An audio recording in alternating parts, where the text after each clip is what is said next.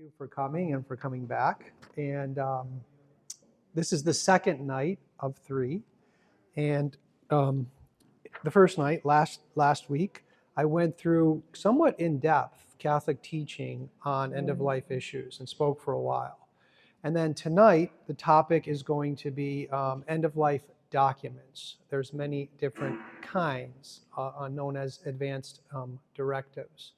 And then on the third night, it's going to be sort of a reflection on the Christian understanding of suffering. And each of the 3 nights, we have more than one speaker. Last week, we had a medical doctor who was a deacon, Dr. Tim Flanagan, very helpful from the profession of medicine to talk about how everything we said last week applies in real-life situations. And tonight, we have 2 speakers who I'll introduce formally after I'm done speaking. After me, a lawyer, Tracy Loignon, and a funeral director, Chris Dilorio, also bringing what we say here into the real life kind of situation. And then next week we'll have Father Bob back, who just offered the prayer, and hopefully one of the sisters, the Little Sisters of the Poor, to talk about real life going through suffering.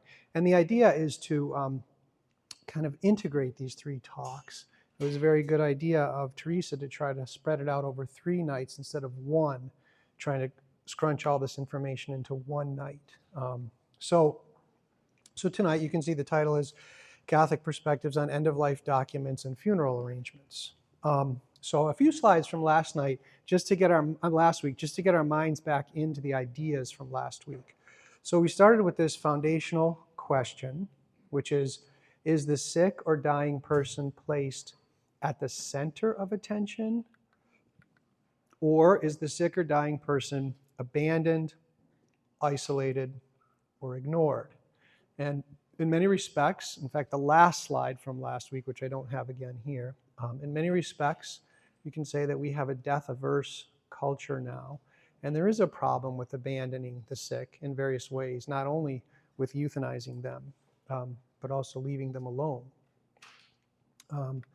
Then this picture I showed you towards the end of the presentation last time, a beautiful image of the Ars Moriendi, which expresses this idea of the sick person truly being at the center of attention. The sick man is in the geographical center of the painting itself. Yes? Oh, okay. How about this? All right. Thank you. All right. So thank you very much for telling me that. All right.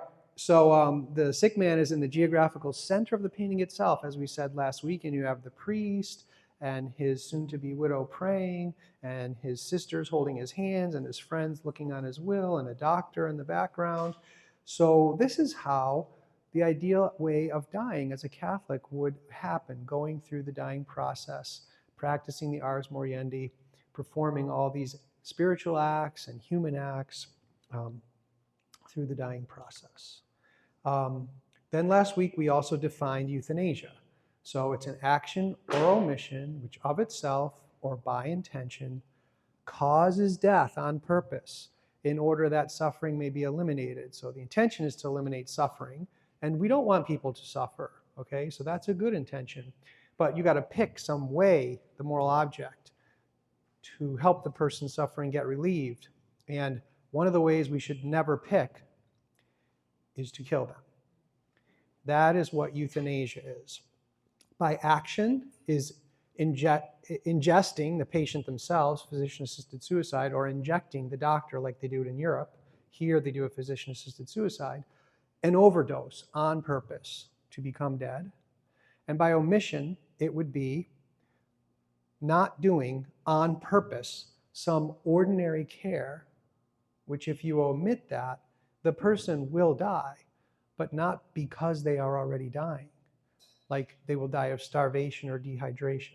Okay, so we went through that. Now, after you explain all that, people have this question. Is it morally acceptable as a Catholic to refrain from or cease medical intervention? That's a question we have. And in order to understand the answer to that question from a Catholic perspective, so the answer is yes, it is morally acceptable to refrain from or cease certain medical interventions. So we're not vitalists, as I described last week. In order to understand why, you have to make a distinction between extraordinary treatment and ordinary care, or sometimes they call it disproportionate treatment and proportionate care. So extraordinary treatment, according to Catholic teaching, is optional. It's morally optional, meaning the patient can decide if they want to have extraordinary treatment given to them or not. I gave the example last week of chemotherapy, maybe a third or fourth round. It's up to the patient. I won't go through that again. Now, the example I gave.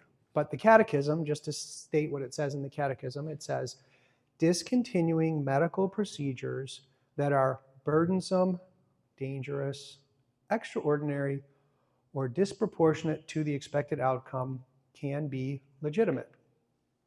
It is the refusal of overzealous treatment. Here, and this is the key point, one does not will to cause death. One's inability to impede it is merely accepted. Your goal, and I have another slide to make it deeper, but your intention is not to kill the person when you decide not to have extraordinary treatment. And the reason for that, so why? Why may we forego disproportionate treatment? Because it's not an act of killing. It's the humble acceptance of the approach of death. Death is unavoidable. We all have to die. And you can know with a high degree of certainty when that is happening. When that is happening. And then certain treatments become futile because you're dying, meaning the treatment is not going to do anything about it. It could, some extraordinary treatments will give you a little more time, and then you can choose those if you want. Say you're waiting for someone to come home who you want to talk to, but you can also, when you're actually dying, according to Catholic teaching, refuse extraordinary treatment because we all die. And it's not killing, it's the humble acceptance of death. And then from one of the paintings last week that I don't have this week, you see the man just turning to the nun who represents religion and the child who represents family. And the doctor is still there because ordinary care is still required, as you're going to see in a minute. Like I say there, ordinary care is continued lovingly throughout the dying process. If that stops, then it switches into euthanasia, physician-assisted suicide. It switches into acts of not loving the person, which I explained in more length last week. The patient dies a natural death of his or her illness. And then we developed this idea that to die, it sounds funny to say it, and we don't think about it because people, as we said last week, when you ask people how they want to die, they always say, in my sleep, I don't even want to know what happened. But Catholics used to pray regularly, "O Lord, deliver me from a sudden death." They used to pray for the exact opposite of everything that people want today, exactly what people want today, which is a sudden death without even knowing it or feeling it. And that's because we've sort of lost that Catholic ethos around death and dying, that the most important things maybe that we ever do in our life happen during that time. Reconciling with people, making the most sincere confession possible, and so on. And so it's something to think about now before we're in that process to prepare for it. And to actually want, even though it's scary, like in the painting, there's 3 dark panes and 1 bright pane in the painting before. So yes, it's going to be difficult, but there's a hopefulness to it. So as I said, the Catechism says extraordinary treatment is optional. The decision should be made by the patient if he is competent or able, or if not, by those legally entitled to act for the patient, whose reasonable will and legitimate interests must always be respected. So this is where we're getting into these end-of-life documents, because what the Church says is, who decides this about foregoing or not foregoing extraordinary treatment? The patient decides. Or if they can't, then their proxy. Yes, and this idea I brought up last time about how sometimes when you say the patient decides, people think, oh, they can pick whatever they want. That's not what it means. That would be moral relativism. It means it's a serious decision, a decision that you pray about, talk to your family about, think about, talk with your priest about, and really try to discern which things are ordinary and which are extraordinary. And after that discernment happens, then be committed to accepting the ordinary ones and providing the ordinary ones if you're not the sick person because of love, and then deciding about the extraordinary. And I said last week, sometimes it's difficult, and then you just you think about it, you pray about it, and you make your decision, and you trust God because your intentions are right. And you say, okay, I think this one is extraordinary now. So when it says the patient decides, it doesn't mean they can kill themselves. It means you have to make this discernment and do your best, and then not be scrupulous, trust God, and make the decision. And I pointed out last week that difficult situation of discerning is not at all what these bills are about, which I'm going to go through some of the content of the Rhode Island bill next week. They are about legalizing the ingestion of an overdose on purpose to kill the person. That's what the bills are about, not this very delicate pastoral situation that I just described. So the Catechism says, ordinary care is morally obligatory. It says there, even if death is thought imminent, the ordinary care owed to a sick person cannot be legitimately interrupted.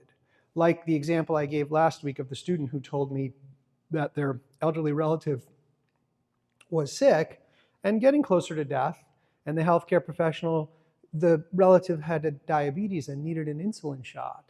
And the healthcare professional said to the family, should we just skip that? And the family was horrified. And the kid told me the story, and I obviously wasn't there. This was in class. He told it to the whole class. So we can't know for sure what was in the heart of the healthcare person, but the way the family interpreted it was the person was just trying to throw in more factors to make the person die quicker. But that insulin shot was going to provide needed comfort to that person. It was ordinary care, and it would be wrong not to do that. And the family, of course, who loved the person, felt it kind of viscerally, and they said no, and then they gave the person the insulin shot. So even if death is thought imminent, the ordinary care, and I gave a list of ordinary care last time, even though you're not supposed to make a list, I did, with the bed care and room temperature, and we went through that last time. So, and even some more things, medical things. Such treatments, ordinary care, are those that offer a reasonable hope of benefit without excessive burdens. And here too, you could start to go down a wrong path if you don't understand properly excessive burden. So remember I put Terry Schiavo up on the screen last week? So she was in a very debilitated state, okay? Some serious brain damage, couldn't feed herself, and so on and so forth, although she was conscious, but she couldn't communicate really deeply. She could communicate in some ways with looks of her eye and little smiles. But the key point to remember about the Terry Schiavo case was, even though she was that debilitated, she was not dying. She was not dying. And so when the judge said, remove nutrition and hydration, she died a gruesome death over 13 days of starvation. It was horrible, and the family was pulling their hair out, to put it mildly. So I bring that up again because when it says here, ordinary care are treatments that offer reasonable hope of benefit without excessive burden, it doesn't mean that it won't be a difficult situation or a sad situation, okay? Like Terry Schiavo's was a sad, difficult situation. Sometimes it takes great sacrifice to still provide the ordinary care because you still care for the person. Because if you remove the ordinary care, they would die of starvation. They're not dying of anything. So that is actually not an excessive burden in her case to provide nutrition and hydration. It's a great effort of the family to show all that love, to care for her in all the other ways. Okay, so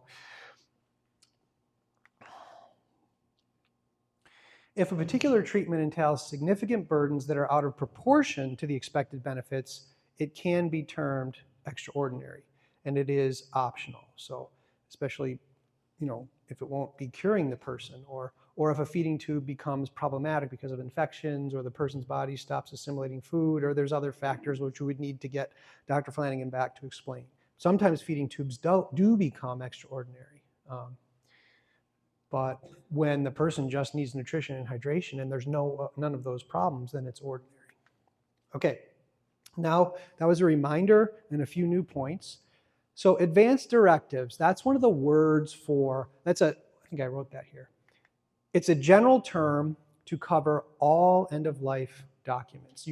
Some people use it for just one kind, but let's just say advanced, because you're saying it ahead of time, directive, what you're directing for the future, okay?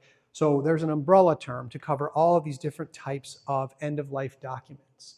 And it is important to have one of them, or sometimes two, advanced directive. But we have to distinguish between different kinds of advanced directives. And there's some that Catholics can accept and some that Catholics should avoid. And there are reasons for this. Now, the other term is a living will. And I had some history slides, but I took them out. But living wills have a history of coming into existence, and it's interesting who brought them into existence, starting in the 1960s and 70s, and then 1990 or so.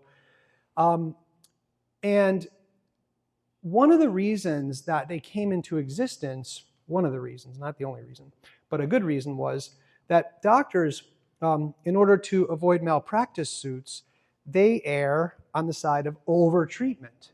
They err on the side of over-treatment. And sometimes it can become overzealous treatment, disproportionate treatment. They just do everything, okay?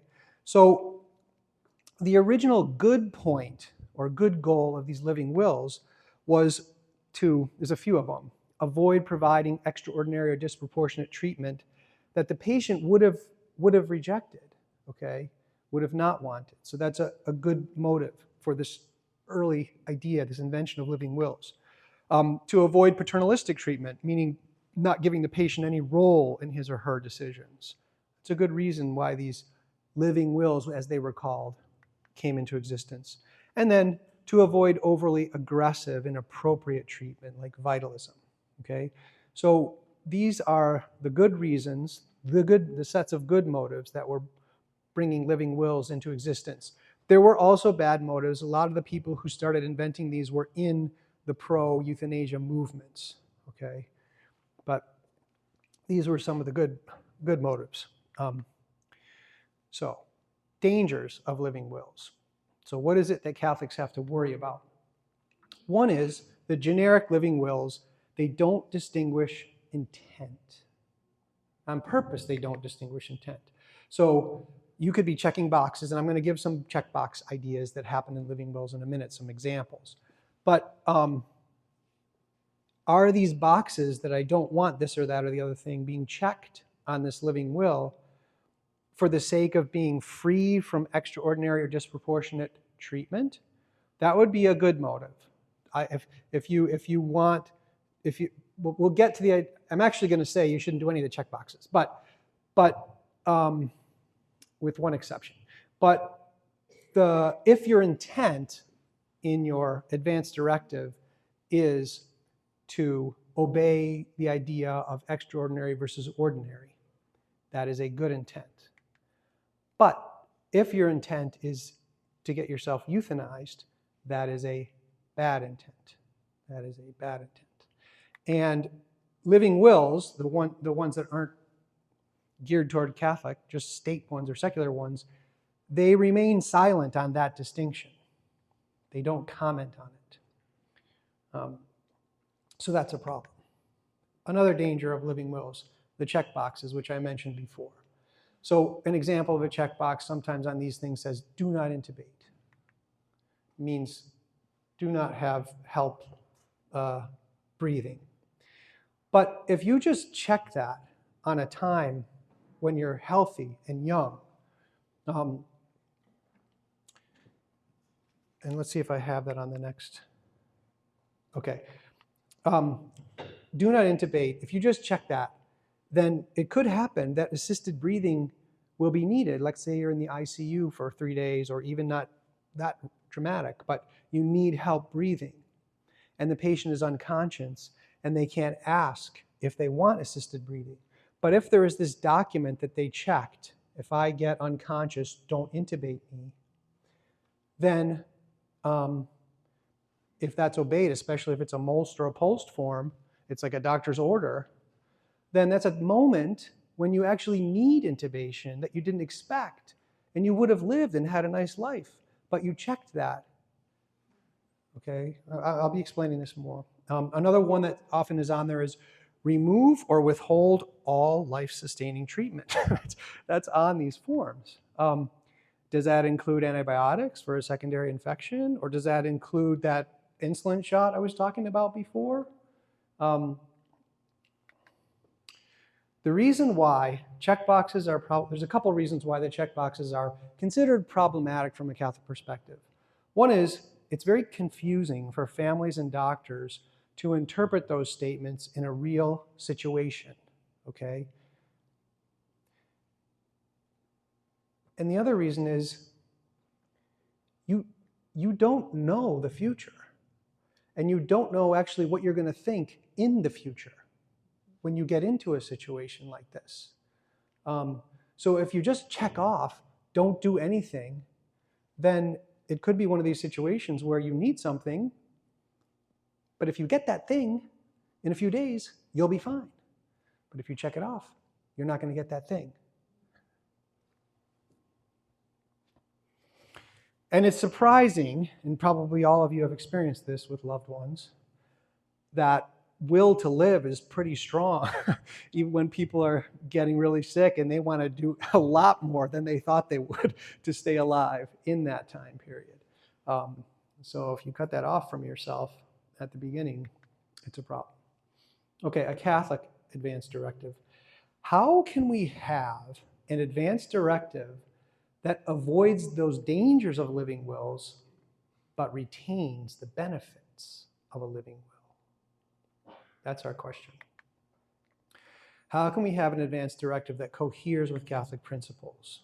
And healthcare power of attorney or proxy is the answer to that.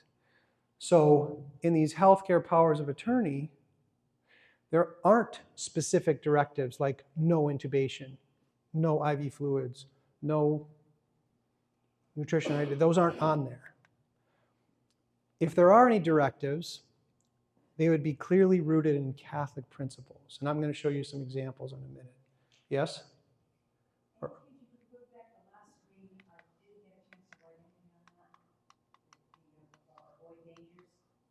Well, you know what? These are going to be on the website.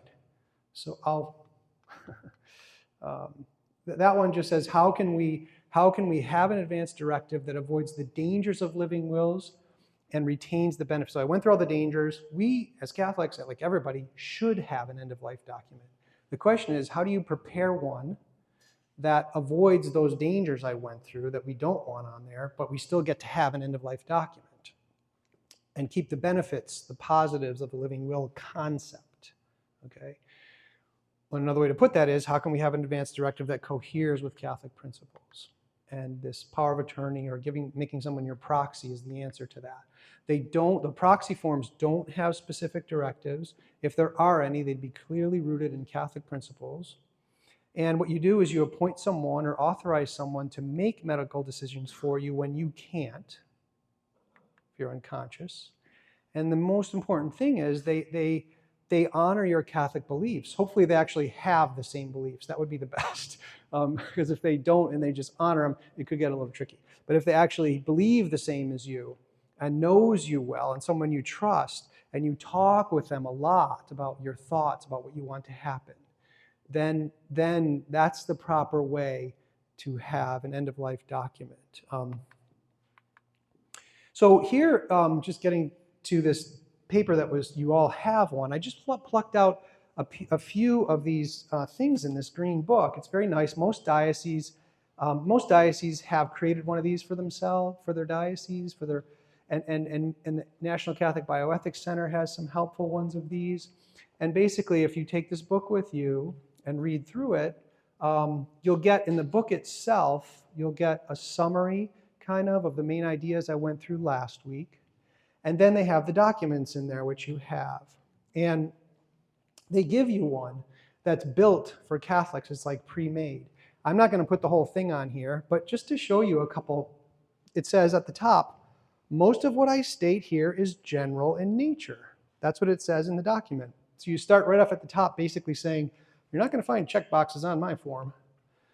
Since I cannot anticipate all the possible circumstances of a future illness. So that's that idea of why we don't have check boxes. Another comment in the form says, I direct that my agent request and consent to care, treatment, services, and procedures, including palliative care, which are appropriate to my condition and beneficial to me. The meanings of the word appropriate and beneficial for the purpose of this direction are those which I have discussed with my agent. So you tell that on the form, and you and your friend know what the Catholic meaning of appropriate and beneficial are. And then the person uses that and just tells the doctor which things to do and not to do. This is on that form too. I direct that my life is not to be ended by assisted suicide or by euthanasia. So that's very important to have on there, especially in a state where it's legal. It's not legal here yet. But it says it explicitly on this form, which the Catholic Church defines as, and that's the same definition I had on the earlier slide. And then the last sentence, for the purpose of this direction, euthanasia means any action that would directly and intentionally cause my death. So it's listed right on the form. Don't do that to me. And then one more I just want to say, because this came up last week in the Q&A, and we can talk about it more if you want to.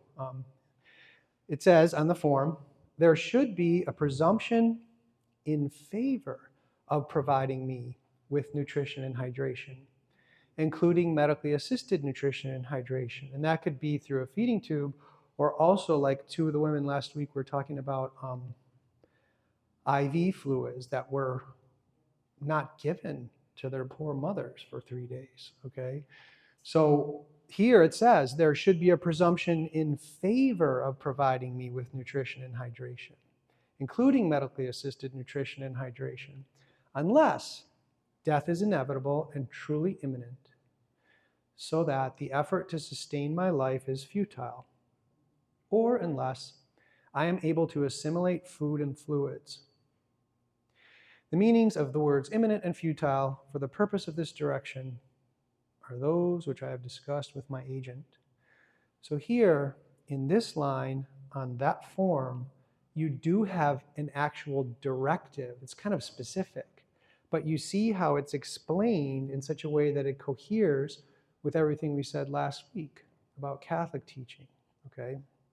It doesn't say, check, no nutrition and hydration. It says this, okay? Here's an example of a living will I found. Actually, a friend of mine found it. So just look how these are ones that don't fit with Catholicism. These are just the ones you would get from your state. So it starts off with the sentence, I direct my attending physician to withhold or withdraw treatment. So the first sentence is, don't treat me. That merely prolongs my dying. If I should be in an incurable or irreversible mental or physical condition with no reasonable expectation of recovery. That could be the definition of Terry Schiavo. She wasn't going to recover, but she wasn't dying. Including but not limited to, and then the terminal, permanent unconsciousness, minimal consciousness. And then if you look at the bottom, it says, look at how, so on the left it says, cross out any statements that do not reflect your wishes. Hopefully you read that before you sign it. Because they all say, I don't want CPR, I don't want respiration, I don't want nutrition and hydration, and I don't want antibiotics. That's a typical secular one. So you can see how it's just imbued with the euthanasia mentality.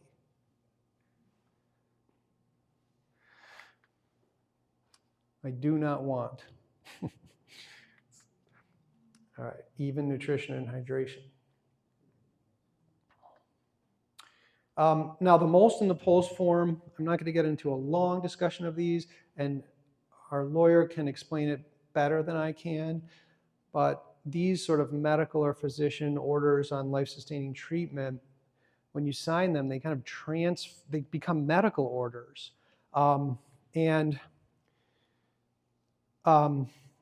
There can be a role for them as long as you very carefully look at every single box, think about it, decide what you want to check, and there's some of them have spaces on there where you can add stuff.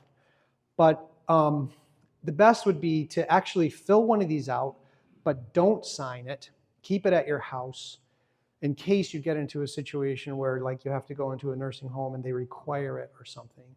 And you can kind of tweak it to make it be more Catholic. But the most important thing is to have your proxy form. And that needs to trump this if this becomes problematic.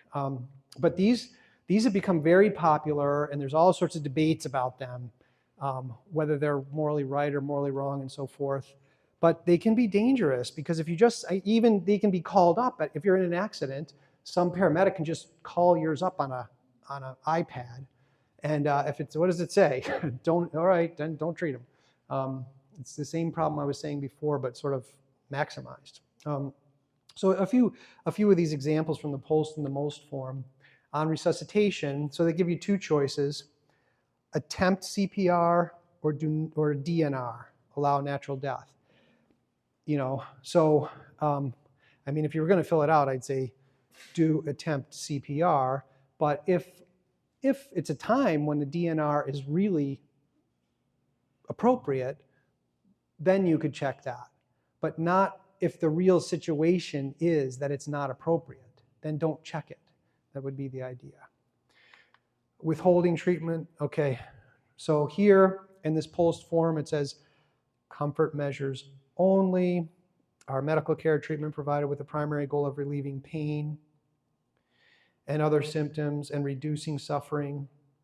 Reasonable measures will be made to offer food and fluids by mouth. So if you check that ahead of time, then it can be a problem later if you need fluids like by an IV. And it describes more of things that will happen. Limited medical interventions, if you check that box, the patient will receive medication by mouth or through a vein, but it doesn't say a feeding tube. No limitations. The patient will receive all needed treatments. So obviously, I mean, as I've been saying all along, each situation needs to be thought through via a Catholic ethos. But seems like the baseline approach here would be check the DNR and check the no limitations if you have to fill one of these out. Intubation, instructions for intubation, top one. That's another thing, like the form I said before. Always the top choice is the one, don't treat me, all right? So do not intubate, it says in the top box. And then it says a trial period, and then third box, long-term intubation. So if you have a POLST or a MOST form, and a lot of times, I remember, I haven't studied this, I got into it a lot when the big debates were going on, but there were these stories of people who weren't even doctors. Your family doctor doesn't have to be the one who signs this, going into nursing homes and helping people fill these out, but the people really didn't know what they were signing. And so they checked a lot of the boxes that might be inappropriate. Nutrition and hydration, first box, no feeding tube. Up there on the top, no IV fluids. So it's the same thing. Long-term feeding, antibiotics, first box, don't use them. Those are things you shouldn't be checking, okay? All right, that's the end of my show. So I'm gonna stop there and introduce our next speaker. Although what I wanna do is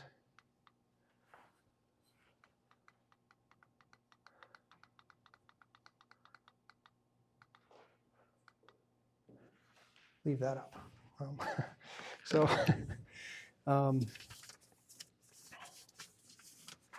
Let me just find, okay.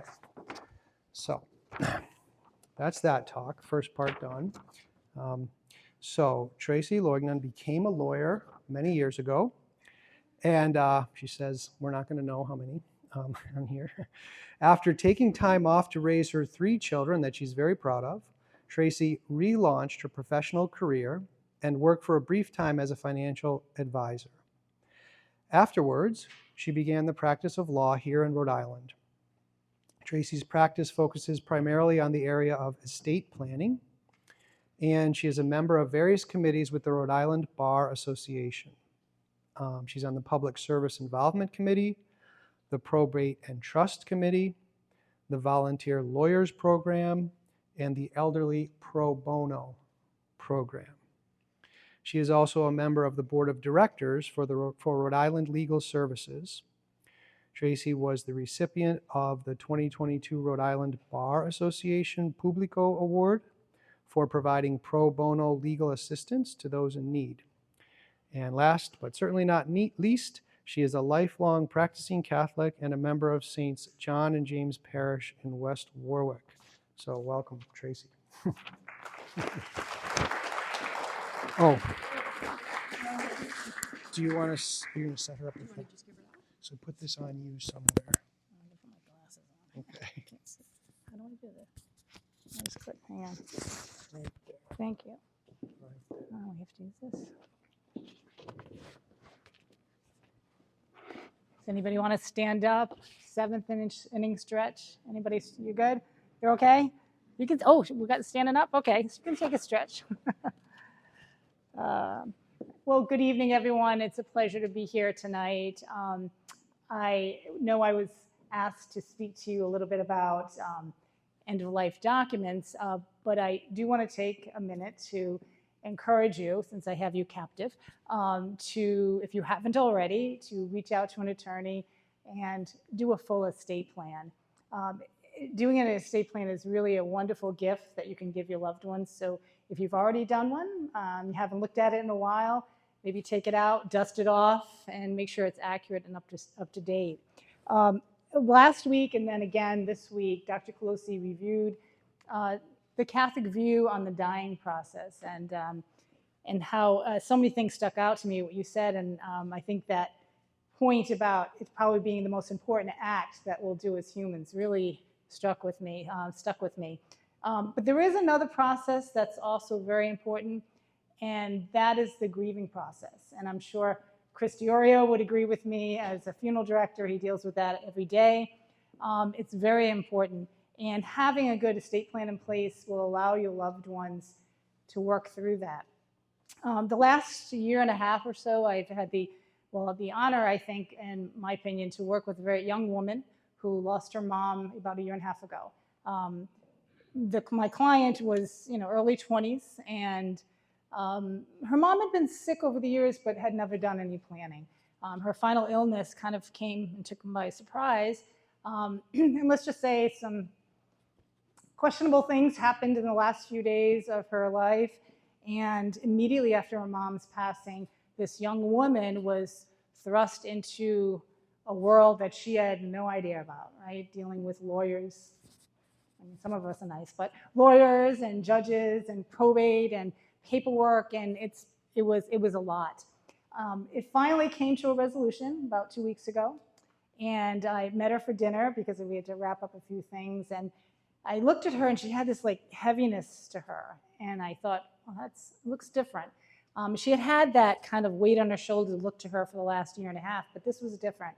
And then it dawned on me, she's now finally being able to mourn her mom, right? And because all of the probate is done, and now it's just hitting her of what happened. So, doing an estate plan can allow your loved ones to work through that process in their own time without having to deal with all that extra stuff. So I see a lot of things in my work as a probate estate planning attorney, a lot of family fights, a lot of conflict. So avoiding that through proper planning is really the key. I saw a family fight over a pot, actually. To their defense, it was a big Italian family, and it was Mama's sauce pot, right? But the sister snuck in the house and took it before the brother could, and then they stopped talking. So don't let those kind of things happen. It's just not worth it.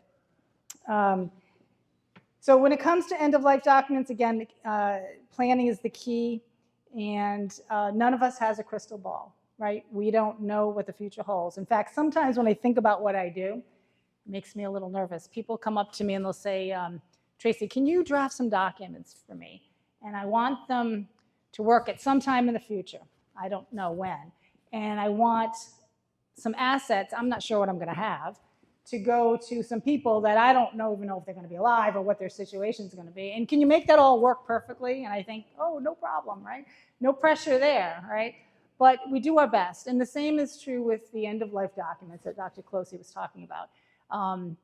We just don't know. We try to draft them in a way that will work at a time we don't know when, under unknown circumstances. And the fun thing about the healthcare documents is we want someone else to make decisions for us, right? So it's very, very difficult to do. Again, the key is communication. I had a client come in about 6 months ago and to do her estate plan, and we got to the point where we're talking about healthcare documents. And she told me about when her husband passed a few years ago. She said that he got to a point where he couldn't really communicate very well, and so the doctors turned to her and they said, we can do this, we can not do that, what do you want us to do? And she said, Tracy, I looked at the doctors and it said, I know what I would want. At this point, I wouldn't want anything, but I know he would want everything because he had always told her that. I want you to do it, I want you to keep me alive, I want you to do everything you can. So she was able to make that decision in that moment because she knew what he wanted, right? He had conveyed that to her. So it's super helpful. When I meet clients for the first time, I'm going to have these in the back for like a consultation. I give them this document. It's called the Conversation Starter. I didn't create this document, but I think it's really great because when you go through and you fill out the questions, it'll get you thinking. There's some places where you can write in some things. Some of them are just questions where you pick on a scale of 1 to 5 how you feel about certain issues, right? Like there's a question that says, if I'm in the hospital, I'm worried they're going to do too much or not enough, right? And you pick on a scale of 1 to 5 how you feel. There's a question that says, if I'm ill, do I want to know everything or just on a need-to-know basis, right? So by filling this out and then sharing it with your family, your loved ones, your healthcare proxy, they'll have some insight, right? So they're not flying blind. I don't know if you've ever had to do that, make decisions for someone else. It's a lot of pressure, and then you make a decision, and then you have to live with it, right? So it's tough. I was talking to Chris Dilorio the other day about a client who came to mind when I was preparing for this. Chris and I actually did a presentation in 2019. And I remember this woman coming in, and she was by herself, her husband couldn't make it. So she listened to our presentation, and she said, we'll give you a call, my husband and I need a will. And I said, great. And she went home, and she talked to her husband. And she told him what she had heard, and he said to her, well, you know what I want? And she said, what? He said, when I die, I want one of those, those environmental caskets, the green ones, like the basket, the ones that are biodegradable. She says, I looked at my husband and said, are you kidding? She said, I would never have guessed that. She says, really? And he said, yeah, I was reading about that. It seems pretty cool. That's what I want. Don't you know, a week later, her husband had a massive heart attack and died. Well, I'll tell you what, I know it's horrible, but she actually went to Carpenter Jenks, and she walked in there, she said, I know what casket he wants. It was one less decision she had to make, one less thing. I'm sure Chris can tell you, people will go through those rooms and trying to pick it, I don't know which color, what's, the cremation, full body. It was one less burden for her, and she remember telling me about that. She said, I would never have guessed that from my husband. He just wasn't that type. So again, communication is the key. And tell your loved ones what's important to you. Tell them that it's important that they get along. I had the absolute pleasure, again, I've worked with some great clients, but this was a wonderful family. 4 siblings, and their dad had passed away, and the mom was then later diagnosed with Alzheimer's. And they hadn't done proper planning, so they needed guardianship. And they came to me, and I was helping them with the guardianship proceeding. And the children, the adult children, were living in different states, and one of them was my client, was the appointed guardian. And he asked me, he said, would you mind, like every few months, if we could do a meeting, like a Zoom call with my siblings so I can keep them up to date? And I said, sure, no problem. So every once in a while, we would do a Zoom call, and I tell them what we've been doing and what's the next step and all that. And they would discuss things, and I could tell sometimes there was a little, disagreements, like one of the siblings would say, why are we doing that? Why are you doing this? Maybe we should do this. And they would talk it through, and then eventually they'd all be on the same page. We'd end the call, and I thought, wow, I talked to my client. I said, David, it's really incredible how well you and your siblings get along. And he said, you know what? We didn't know what we were in for. When Dad died and then Mom was diagnosed, we actually proactively got together and had a meeting. We said, look, we don't know what we're in for with this, but let's put our relationship first. And they did, and they worked really hard to do that. I know when clients come in to my office who have children, I can't tell you how many times they say to me, I just want my kids to get along after I'm gone. I want them to stay close, So talking to your kids, telling them all what your wishes are, making sure they all know is the way to do that. Again, communication is the key. Now, in my practice, I actually draft 3 different healthcare documents. The first one is the healthcare proxy, which Dr. Colosi talked about. And that, as you know, hopefully allows you to pick someone to make medical decisions for you should you not be able to. My healthcare proxy, especially from my Catholic clients, I include language in there that says things like, if I'm gravely ill, I want a priest to be notified. I want the opportunity to receive the sacraments. You can name one healthcare proxy at a time, and then you can name successors. The other document I draft is a HIPAA release. You're all familiar with the HIPAA, right? The privacy laws. I do draft a separate HIPAA release, and why this is handy because, like I just said, you can only name one healthcare proxy at a time. So the HIPAA release will allow you to name one or more individuals to be authorized people to be able to talk to the doctors. So think of the scenario, maybe you have 3 children. You name one of them as your proxy, but you want your other children to be able to talk to the doctors when they come to the hospital. So you can name them all right? So that's a very important document to have. Now, I do draft living wills. I know there's a little debate in the Catholic Church of whether we should even have them. I'm comfortable with mine. I'd like to get your feedback, Dr. Colosi, on mine, but I keep it pretty open-ended. I put language in there that says nutrition and hydration can only be withheld if it's no longer beneficial or if it's actually harmful to me. But then I give myself an escape hatch later on in the document, which says, whatever I wrote in here doesn't really matter. I say it a little more lawyerly than that, but basically it says that my healthcare proxy has the final say, all right? I don't want to tie my clients' healthcare proxies' hands with boxes, right?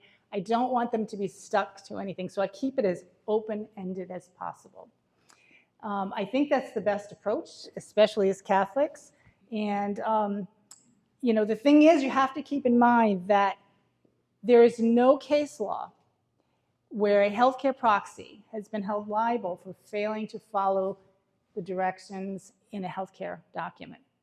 Nobody's ever been convicted of anything criminally or civilly. Rhode Island law is actually silent on this, but Massachusetts, New York, several other states actually go so far as to have laws that say you cannot hold a healthcare proxy liable for failing to follow what's in the directives. So I think the less we put in there, maybe better, right? You know, you got to remember that at the end of the day, your healthcare proxy is just going to do what they're going to do. So I'd rather not tie their hands. And you're probably thinking, well, that's not helpful, Tracy. What are we going to do? Well, the key takeaway, I think, with all of this is that you need to do what you're doing right now. Educate yourself on the teachings of the Catholic Church on this issue, and then go back and take that information and share it with your loved ones. You have to just find someone that you are confident will make decisions in a prayerful and discerning way. at that time, in that moment, and that's really the best we can do with this. Does that make sense so far? Okay. I had another point I wanted to talk about, and then I'm going to probably pass it over to Chris Dilorio, and that is about our final wishes. Our directive for remains, our funeral, and all of that. You have to keep in mind that when we die, our next of kin is actually responsible for our remains, right? They're responsible for our funeral if we haven't planned that already. So if you have any concerns that your next of kin may not make arrangements that are true to the Catholic faith, you might want to be proactive in that regard. Chris is going to talk about some things you can do, but I wanted to mention one legal document that you could execute. And I've actually done like 3 of them in the last couple of months. I don't know what's going on with that, but it's a document that allows you to name a person to take on that role, take on that responsibility. Now you have to tell them because they also have to sign the document as well.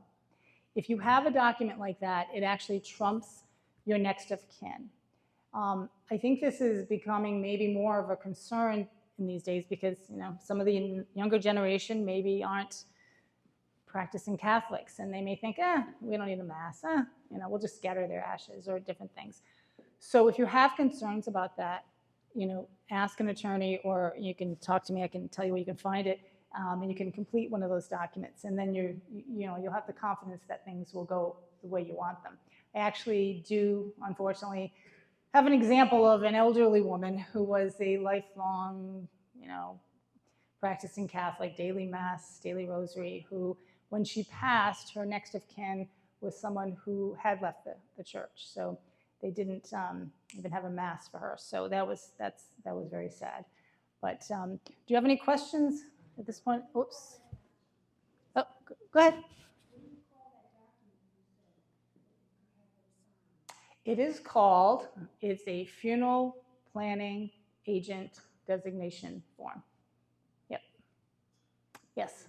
If you have all the documents you're talking about, healthcare proxy, durable power of attorney, because I have all that from my parents. But right. When you went to the hospital or nursing home or whatever, and they want you to sign the other documents, can you refuse? And you're talking about the MOLST and POLST? So can't you just go by the legal? Like I would carry. Right. I think they're overstepping, in my opinion, the nursing homes, but I think that does come up. You'll have some nursing homes sometimes that will make it mandatory. So, which supersede, is it all by the date that things are signed? Well, they may require you to sign the MOLST upon admission to the nursing home. They have their. Make sure it matches, but sometimes the wording is tricky. It is. It's not easy, and that's why checking off the list is the best. And. Let's let Chris go. Okay. Give him your little thing. Oh yeah. Chris. We'll do the Q&A all together at the end. Okay. After Chris goes, so we can get all the talk. But remember that question. I have a few comments on it too. Christopher Dilorio is a 5th generation funeral director whose journey in sacred profession began in 2003 at Carpenter Jenks Funeral Home. As a torchbearer of a time-honored legacy, Christopher has seamlessly blended tradition with a modern touch, creating bespoke funeral experiences that resonate deeply with the families he serves. For Chris, every interaction with the family is a chance to gain wisdom, recognizing that each narrative contributes to a collective tapestry of human experiences. As he continues to carry forward a legacy that spans over a century, Christopher remains dedicated to ensuring that every family he serves finds comfort in the thoughtful and personalized services he provides. He looks forward to many more years in the profession in hopes that his work will touch and change many lives for the better. Chris and his wife Joanna are lifelong Catholics who, along with their 3 children, are parishioners here at St. Philip's. So, welcome. Thank you. Thank you very much. That was an elegant introduction. I would just say I am sort of out of my element right here. And I'm looking at a bunch of people looking back at me. And I really am tempted to tell you to use your headlights and flashers on your ride out of here and follow the car in front of you. But okay, kidding aside, Tracy had hit a lot of topics there that overlap with what I do. And I'm going to kind of jump around first off. Before I get into that, I just want to make sure this booklet should have been given out to you. There's more back there, I'm sure. It's the Doug Manning Building Memories, Planning a Meaningful Funeral. I'm sorry. Closer. Got to put a little chocolate on here. I'll get it right up to my mouth here. So this booklet here, it's a good guideline for just some advanced planning. I put an insert in there, which I'm going to probably be talking about as we move along tonight. This booklet is just look at it through the eyes of a Catholic, though. Okay, there's some areas in here that are super helpful. They organize your thoughts, some planning. I just say this on page 45 is, and you're all going to flip through it. Put Tracy's name right up in there because it asks who should be overseeing your documentation, a lawyer, financial planner. That plug was for free, Tracy. I expect commission. So no, all kidding aside, it is a super helpful book. The insert that is in there is, it's a combination of what the Catholic Church teaches us in what we should be doing at the time of passing with our bodies, what we shouldn't be doing, but also too in there, in that handout is also some pre-planning, or as I call it, advanced planning ideas. And I just want to kind of, because Tracy hit a couple of topics there, especially that funeral planning agent designation form, that is a powerful form, not always in a bad sense. I know I can tell you right now that sometimes it is because there's estranged children, and this is a lot of times used, at least what I can see, in the use of if somebody wants to be cremated. That form does trump the next of kin, and in Rhode Island, for instance, if there is no spouse, it falls upon the children collectively to sign off equally on that cremation document. The children may not get along, might want a burial versus cremation. One's estranged, can't get them. If you have the foresight that you can kind of see sometimes this problem, then that's the form you want to tap into. I do have a story that's not so much like that, but it's more of a friend of mine who I am just fairly close with, in the sense that he said, Chris, he wasn't coming to me to use me. We have an on-site crematory, but he had a neighbor who passed away. He had 2 adult handicapped children who ultimately became he was supervising them and became, I just say, the next of kin. And he said, what do I do? I said, honestly, if they're both going to be cremated, he was trying to pre-plan for their funerals. And he said, what do I do? I said, one thing you want to get done is put yourself out front ahead of any problems that may arise. And what I mean by that is that if one of the brothers passes away, they don't have children, there's nobody else, both parents are deceased, they are it. And the other brother, the other sibling, he has actually paramount right to sign off on that cremation, but mentally he can't. He's just wouldn't fit in the eyes of the law. So this form stepped in and took over both of their. So my friend, their neighbor, had each of those signed. You don't have to go through the court system. It's simply they sign, you sign. It's a notarized, and it's just notarized and file it away. It's super important. I just say this though, going towards the advanced planning side of things, and this is all in your handout. There's bullet points there. There's all these reasons why you should be doing something ahead of time. I will say that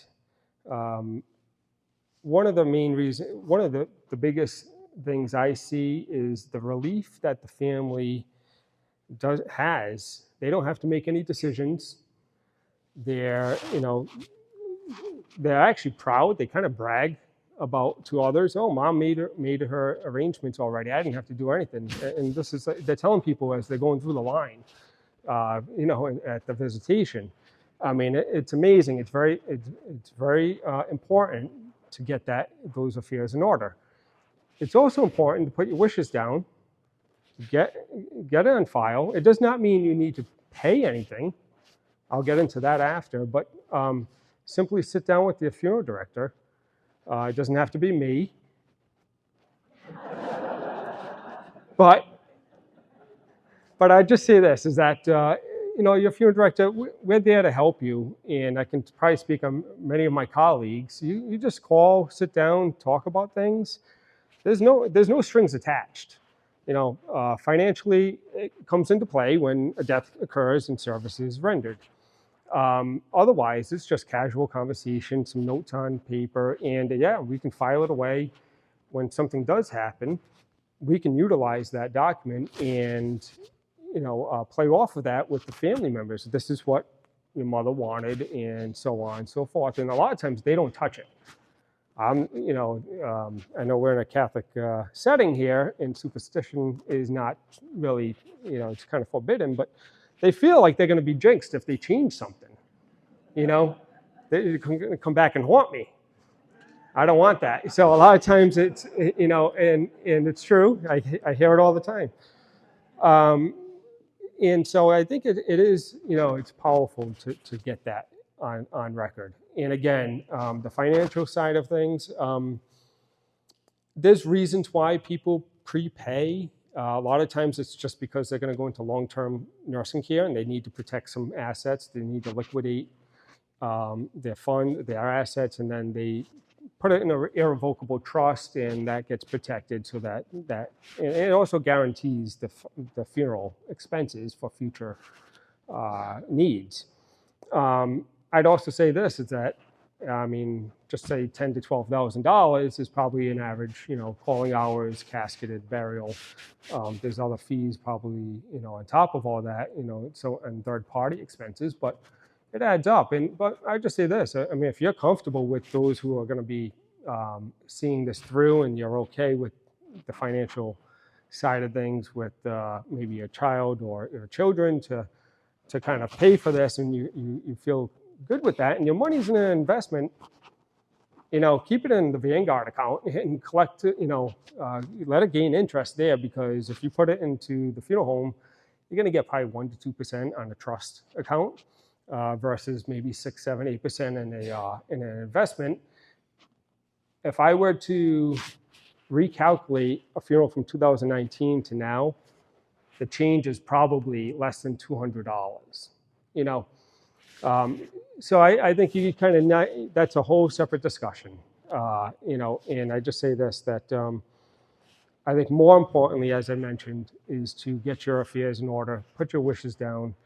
I've sat with one person in mind probably 15 to 20 times in the last year and a half. She's come in to add, to change. She's got everything. She's got the hymns. She's gone to the church. She's got everything laid out. And every time she comes in, I'm sorry to bother you again. I'm here. You're not taking me away from anything. I'm sitting at my desk. I'm here for you. And that door stays open for all of you too. Any time, any questions, just call me. But I would just say this, that goes for your local funeral director. I'm from North Providence, by the way, and I work in West Warwick. My son goes to this school. I have other children, but I'm going to round up, 16 years old, 9 years old, and 3 years old. So the 9-year-old comes here. But so I kind of see, I do see a lot. My family is from North Providence. They don't even come down to me. They use Massaroni's, and I'm okay with that. I'm okay with that. But yeah, an Italian family, and we don't fight over pots. But you know, food does bring us together. But you know, I think that you know, also too is, you know, some stories that are pretty sad, that because there were no directives to the kids, that just recently actually there was a passing of a woman, and it fell on her 4 children to, her wishes were to be cremated. Okay, that's what they knew. Nothing was planned with us though. This is from them. She wanted to be cremated and scattered. That's what they said. Now, she was a parishioner of a church, Catholic church, for 40 to 50 years. And when we called the church to schedule the Mass post-scattering, the the priest said, okay, this is a pretty common question, casket or urn come into church? Neither. They want a memorial Mass. He said, no body, no Mass. And that's, you know, the family felt insulted. It's not the priest, you know, that's the church's teachings from day one. No body, no Mass. That we should be, as a Catholic, 100% burial. And that means burial in the terms of entombment, crypt, you know, niche. I'm just going to use that as a general term, but 100% burial of body or urn, in other words. And the Catholic Church would prefer whole body burial. They tolerate the cremation. Don't divide. Don't scatter. Don't make trinkets or keepsakes and necklaces. You know, that's the no-no of what they teach, of what the Catholic Church teaches, because of the resurrection. And the second coming, and that, you know, that's super important as well, is that we are, as a Catholic, and going back to that family who was the woman that was denied a Mass, they were insulted. And I can probably say a lot of you probably know people who left the church because they were insulted. I didn't get communion because I was divorced. I mean, it's not the priest that's, you know, saying this, and people turn their backs to the church instantly. So I guarantee you all those kids are probably slandering that church, you know, the priest or whatever it is, but they went against what the beliefs are.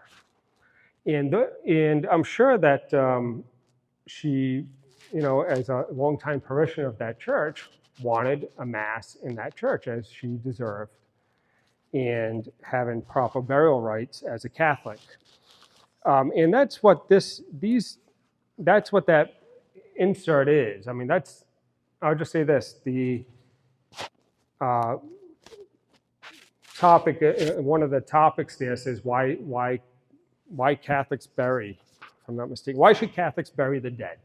Okay, I didn't make this stuff up. This is the church, and a lot of it's revolved around the resurrection of the body. We're going to be reunited with our souls, and you know, God's wisdom will provide, but in some cases, but to intentionally scatter is not the way we should be handling our bodies. We respect our bodies with dignity, and you know, I think there's, you know, you can take this home. I would say read through it. The biggest thing is, if this is what you want, in the sense of a traditional Catholic funeral Mass, I'd get it down on paper if I were you. I would get it down in writing, because most families aren't going to touch it. They're not going to. They're going to say that's what she wanted or he wanted. That's what we're going to do. And hardly anybody. Hardly ever do I ever see anybody stray from that. It's again, they don't want to be haunted. Just to say. But anyways, I just say this is that there's other key components into that insert that you have. It's worth reading. I just say this is that, I appreciate your time and, taking this opportunity to speak to all of you on this level. And I just thank Dr. Colosi for your time and your invite. Tracy as well, your professionalism and some relationship there. We kind of learn from each other here. But I just say this, that I can go on and on, but there's a lot of stories, and I know that each and every one of you have your own issues, non-issues, triumphs, defeats. And when I sit down with somebody, I listen to all that, and it helps me guide to where you want to be. A lot of times I hear families walk out the door saying, that was exactly what I wanted. They had no idea what they needed, but it was what they wanted. And that's why you have funeral professionals guiding you along, trying to help do that thinking for you. We see this day in, day out. I think the average time somebody actually sits and makes arrangements is once every 25 or 30 years or something. And so you don't have all the know-hows of what goes into this as for a funeral. And I think that it is super important to kind of lean on, get ahead of things, and just talk to a local funeral director. Myself being one, if you ever want some time, I'm here to help. No strings attached at all. But again, thank you for your time. And Dr. Colosi? So you can stay up here. Okay. And Tracy, you can come back up. And keep that thing on here. We'll still pick up her. So what we'll do now is same as last week. There's a microphone, so be sure to get the mic before you ask your question. And then maybe two things. One, the comment of Chris about the family who felt insulted connects with the comment of Tracy about everybody, kind of all of us, re-educating ourselves and learning more deeply the faith.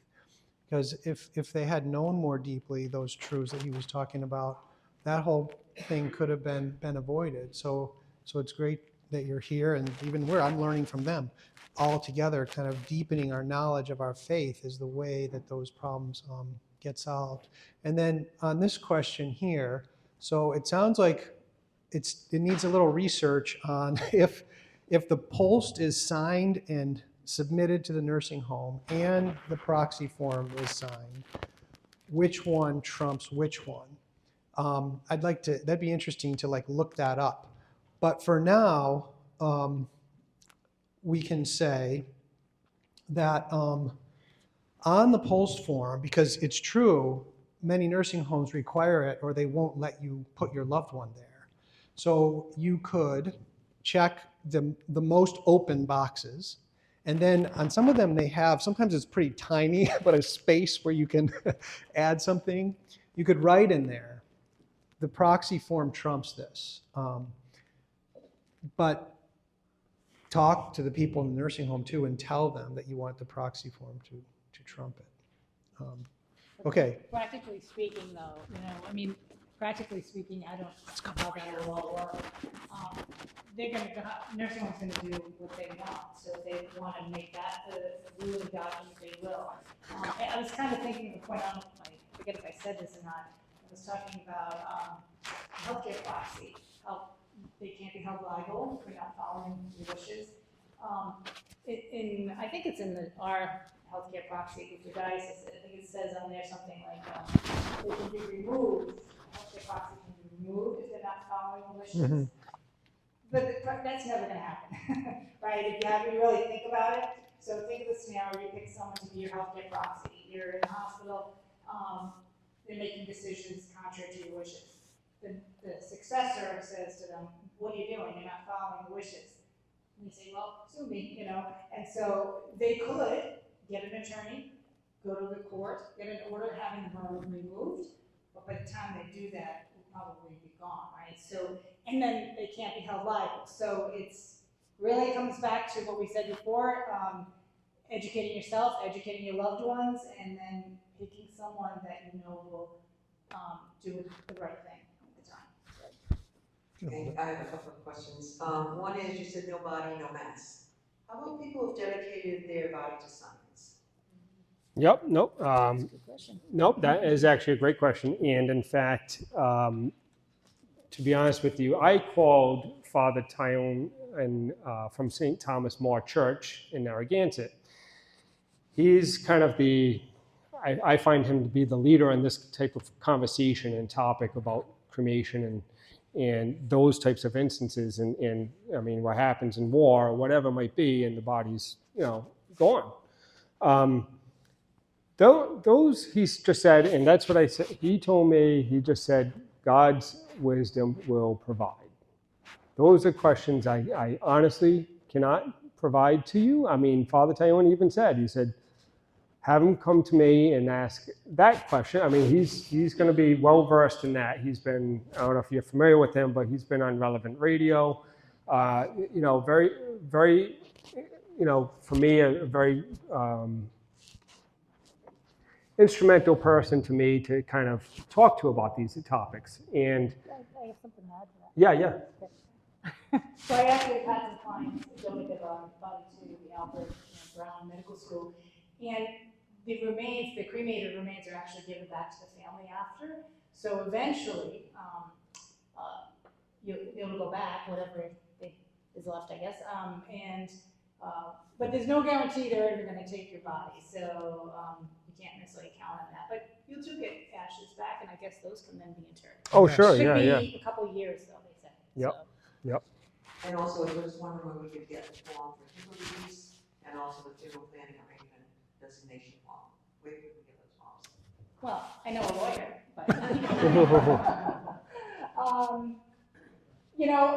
would say go online. I mean, I would reach out to an attorney to make sure they're correct. There's a lot of stuff online, your Rocket Lawyers and, I don't know, Google Zoom or whatever it is out there now. I'd be hesitant, because I always say the only thing worse than no estate plan is a poorly drafted one. So try to find an attorney. If you don't know one, ask your friends, have you done a will? Have you done an estate plan? Have you done these healthcare documents? Ask who they went to. Ask them if they like that person. Interview a couple attorneys. If you only need a healthcare proxy and a HIPAA release, funeral designation form, you can give me a call, or you can, call an attorney and tell them that's all I want right now. I don't want anything crazy, and they should be able to do that for you. All right. On your first question, I don't think we gave you an answer, and I have to admit I don't know. So I'm going to try to look up between now and next week exactly what the answer is when it's a situation where it wasn't a deliberate act of scattering like his story was, but someone, I don't know, lost at sea or something. I'm gonna check for you. Okay. Next question. Oh, back there. Wait, we gotta go. We'll go in order. You can be next. Sorry. I just wanted to clarify, I think when you said no body, no mass, it was because the priest knew they had scattered the ashes, so they knew it wasn't because they had donated their bodies, I think it was because they knew the family had scattered the ashes, which is against Catholic teaching. Well, that's a difference between the two, but there is a theological reason to have the body at the Mass. And that's what I'm going to look up between now and next week. And then my other comment is that I've just been through this, and I think it helped me as I went along to know. The doctors would say to me, well, it says no comfort measures only. What is your definition of comfort measures only? Or no heroics? Well, what does that mean to you? And what did that mean to your dad? Because comfort comfort measures to different people are different things, and in different stages of his demise, it changed. In the Yes. beginning, he was fairly healthy, and we thought he would recover. So for me, comfort measures included antibiotics. But as time went along and as his demise became more imminent, then we realized that the antibiotics were just prolonging. And so that, to me, was no longer a comfort measure. So I think it would be helpful to people to think about that. What are your definitions of these things before you're put under the pressure of actually having to speak them to a doctor? Right. And then, yeah, that's kind of the point, that every situation is unique. The only thing that is maybe missing is a deeper knowledge of all these principles we've been going through. Like, are people really conscious of the idea, oh, maybe this one is actually ordinary means and so forth. And part of that is because the euthanasia movement imbues the thinking of the world more than the Catholic approach does. So yes, it changes over time. That's why we're saying don't do the check boxes, exactly because of what you just said. Then to just kind of, if we could just fill out the Catholic ethos more as we go through the stages you just described, that would like complete the picture. Getting back to the Mass, say you give the body to silence, and someone takes it 2 years to get back the ashes, who get your funeral? So that's the question we three don't know the answer to, and I'm going to either look up or give Father Bob, if he's still here, homework for next week. Okay, or do you know the answer? To my knowledge, Can you give him the mic? giving the body to science, I've never heard it was against the Catholic teaching. No, you can give, no. If they give their body to science, can you still have a funeral? That's the question. Or do you have Well, to wait? I will tell you, in a case where I've done this, where a person has died overseas, Right, family can't get there, they have a memorial mass here, we've done it, okay. no body. But there was a funeral, say in Italy or. There was a funeral in Italy Right, with the right. body. With the body, but we had it as if it was a funeral, because no one could get there. Interesting. So there are, So- you have to look at each case individually, Mhm. I mean, scattering, that's wrong. But and you have to look at each individual. So we're kind of speculating now, but do you think it's possible that the priest could have had a memorial mass in the case he told? You're asking me a loaded question. Okay, let's both, why don't you research Well, it for next week? Honestly, okay, I'm very traditional. However, I think I would explain to them the teachings of the church and why we do what we do. Maybe they had no idea. Mhm. And then the quality of mercy. I don't think it would be that cool. Okay, that's interesting. Yeah, okay, thank you. I mean, there's a difference. It's like, you've done wrong. Right. It's been wrong, you made a bad choice. This is why. But that punitive stuff at the end of life, we never went on that. Okay, thank you. I'm glad you talked. I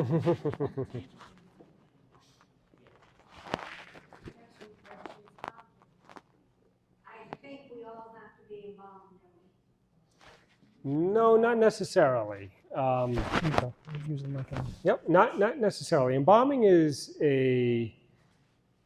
just say this, in Rhode Island at least, what triggers embalming, and the best way to sum it up, is open casket, public visitation is probably the primary reason. The other is if a funeral home did not have some sort of, I'm just going to use the word refrigeration, that would, after 48 hours, if it becomes a concern to public health, then that funeral home does have the right to embalm. What if I die and I don't want to wait? Can they just refrigerate me overnight and send me to the church Quick to funeral. have the mass and earth? Oh, sure. Yeah, absolutely. Oh, yeah. It's again in a private setting. Perhaps some intimate family member, immediate family members can see you on an intimate level. But The only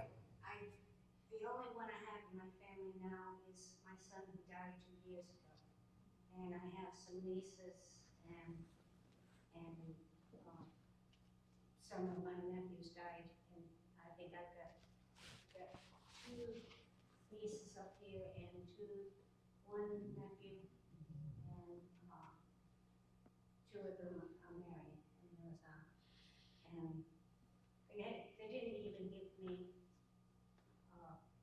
a card, sympathy card. They saw me and told me that, and one didn't. She had a vision, didn't contact me. Mm. And I've got two first cousins, and they're all older than me, so I don't know who would be coming to my funeral. That's, yeah, I mean, we come across that a lot now, and it's, 'Cause I was the youngest before. right, yep. And so in that case, I mean, that's where you want to make sure you have your, your affairs in order, just say, both with, I mean, I would just say with a lawyer, Tracy, or, and also too, the field director, because I see it pretty often where there's nobody, you pass away and nobody's notified, maybe the hospital has no idea something sudden happens, and nobody's on file. I mean, maybe you do have, a neighbor or something that keeps an eye on you or whatever it might be. But, I mean, just today, I mean, so a cousin saw her second cousin in the newspaper as unclaimed remains. I mean, so it was if she didn't see this, on October 20th, that person, her cousin, was going to be buried in free ground in the cemetery. So unknown.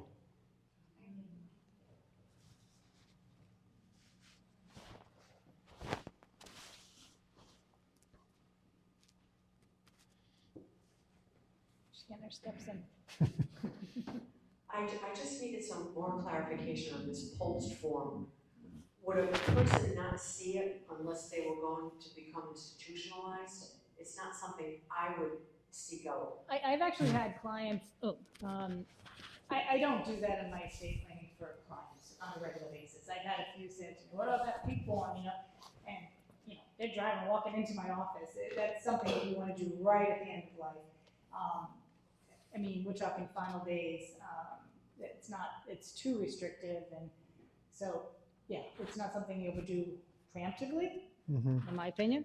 Yeah, it's not. And I think, I mean, I'm not an expert on it, but one of the reasons why it became a big topic of debate, like about 10 years ago, where different states were kind of legalizing / implementing them, they were being flooded into nursing homes and getting people to sign them. So it really sounded like, and kind of then an underhanded sort of sneaky way to euthanize people. So that's kind of what you got to watch out for. There are some people who know about it, but you're right, you wouldn't see it. And they, as I said in my talk, fill it out how they would like it to be according to a Catholic approach, but keep it at home in their folder unsigned with their proxy form and their will and everything, in case you do say, have to go into a nursing home, then you've already got that in there, and then you can do what we were saying to this person. And I wonder, I think we need the microphone so it I gets. wonder if it exists for people who don't have paperwork. Maybe that's why they came up with it too. If you don't already have the legal documentation, at least they They have want something. something, yeah. But I just wish they would go by, if you made the effort to get the legal documentation, just go by that. That's what it should go by, yes. I can actually maybe help clarify what MOLST is. So I work in long-term care. I actually work with the Little Sisters of the Poor. So I believe it's per state regulation. Anytime anyone is admitted to long-term care, we have to have that on file. Right. If they're not, and anytime they're sent out to the hospital, if it's considered a readmission, a whole new MOLST form is filled out, which is why I heard one woman ask if the date mattered. So it is the most recent. So they could already be a resident at that home. They got sent out to the hospital. If it's over 24 hours, they come back. They're considered a new admission. And a whole new form has to be filled out because if they were hospitalized, if their condition changes, if the family has a change of, our mom, our dad is declining, let's consider different options, that can be changed. It can be changed at any time. at any time, but I don't think a lot of people are aware of it. The only part I don't know is if this, and again, I work with Little Sisters, if this can substitute. I am kind of thinking, I would be interested to learn, I'm kind of thinking it is a state regulation and they want that form with the boxes. So, and I have never seen where you said you can add. There's, I've never seen that personally. yeah, I was looking at that one I saw on the one in New York State, so maybe they don't have it in Rhode Island. But I mean, the other problem, and this is something maybe we should research more too, but like the key difference between the MOLST and the POLST and all the other ones is those are medical orders. And so it transfers the power away from you and your proxy. And that's what's dangerous about them. And so that's why your question is so important. We would want the proxy form to trump the MOLST form. And that state interference is actually a problem. It's a problem. And I'm going to let, I don't know where Veronica is, but she can decide when we're done. I think everyone's done. Okay, thank you all. Thank you all for your view, Peter, Tracy, and Chris for being here